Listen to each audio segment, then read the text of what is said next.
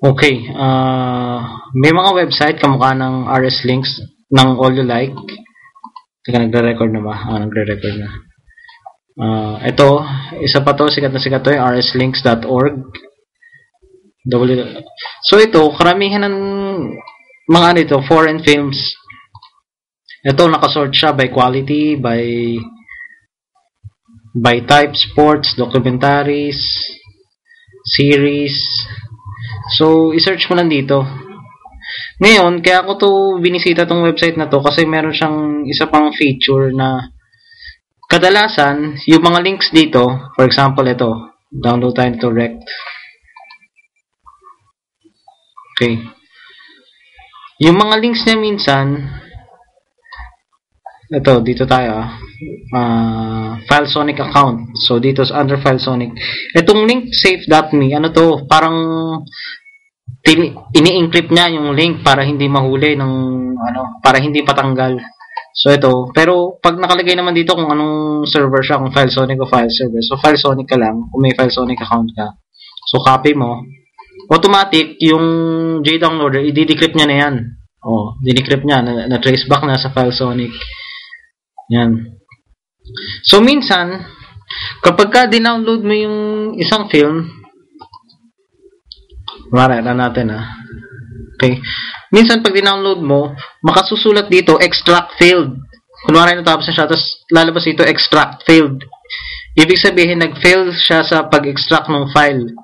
So, kaya siya nag-fail, kasi, ito kamukha na ito, Blu-ray rip.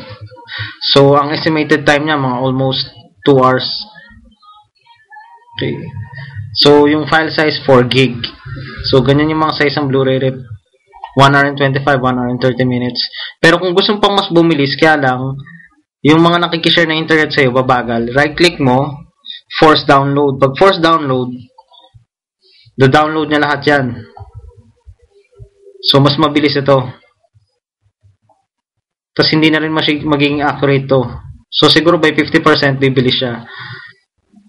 Pero, dito sa RS Links, yung ibang mga zip files, kasi di ba by automatic, pag natapos ng JDownloader, mag-extract siya ng kusa. Minsan magfe-fail siya ng extract kapag ka password protected yung link, yung RAR. Yung RAR file. So, pag natapos to, kunwari password protected to, lalabas ito, extract failed. So, pag ganun na nangyari, ikaw na mismong mag-extract nun. Usually naman, yung password, naka-describe din dito. Yan, kamukha nito. Password protected yan. Kasi, so definitely, pag natapos yung download, magfe-fail to at extraction. Kasi, password protected nga. So, ang gagawin mo, kunwari, teka, saan na ba tayo?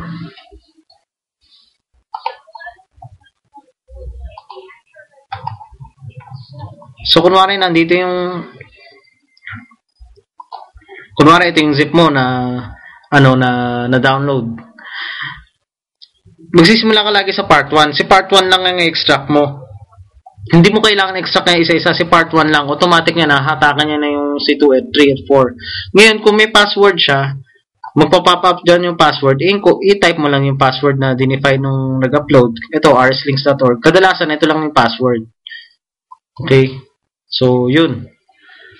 Yun na. So, stop ko na to kasi hindi ko naman gusto yan. Okay. Right-click. Delete from list and disk. Yan, delete. Okay, so yun lang. So definitely hindi kayang talunin ng torrent ang direct download.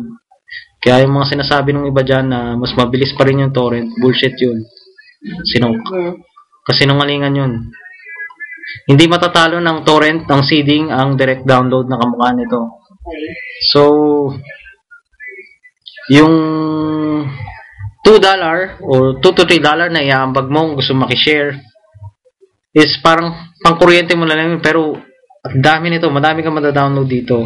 So TV series, pwede ka pang mamili kung anong quality gusto mo kasi masisipag mag-upload yung mga tao rito. Okay, ito about lang sa quality. Okay, yung R5 or DVD R5 Region 5 yan. Yan yung unang version na release ng DVD. So, kung yung quality ng video nakalagay, DVD R5, mas malinaw siya sa cinema, para siyang DVD, pero may konting defect. It's either yung subtitle, ibang language, or medyo yung audio messed up. Kasi Region 5 yun. Yun yung lowest quality ng DVD. Tapos sumunod yung DVD rip. Yun yung ni-rip off from DVD itself. Merong Blu-ray rip. Ito na yung pinakamalinaw. Tsaka yung HD. High definition. Tapos meron din pay-per-view rip. Yung pay-per-view rip, ni-record sa TV, ni-record sa recorder. Kasi pay-per-view. Tapos camera, TS-Sync, WD. Ito yung mga masasama. Ito, DVD SCR, DVD screening copy. Kasi hindi na siya ng DVD Region 5, pero at some point, magla-black and white siya. Kasi nga, tapos nakasulat sa ilalim, this is for screening purpose only, blah, blah, blah. Okay, tapos, yun lang siguro ang kailangan malaman. Ito, nakasort naman siya. Ikaw na lang maghanap. Docus, documentaries, nandyan lahat. Okay. So, pwede ka mag-download ng PC games, Nintendo DS games, PSP, Wii games, Xbox 360, lahat.